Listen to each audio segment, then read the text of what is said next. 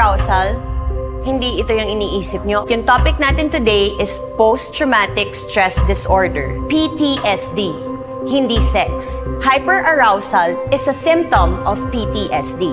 Tama mo tong si Jaira. Ngiting tagumpay. Ang daya. Halatang sagana sa sex. Ha?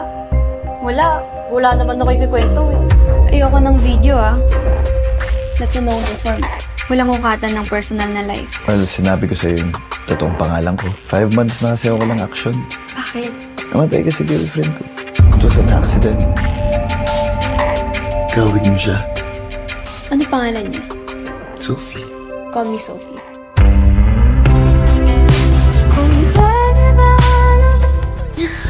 I love you, babe.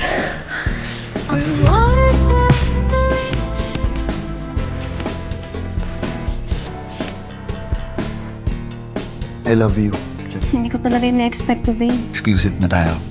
Hindi ka na pwede makipag-date sa ibang clients mo. Ha? Okay, you double. Don't worry. Wala naman ako STD eh. Ang dami mong arte, bruha ka! Dad! Bakit anak? Wait, Yung ba yung classmate nyo? Na-screenshot ko rin yung sexy profile pic mo at mga pictures mo sa elgimikero.com. Send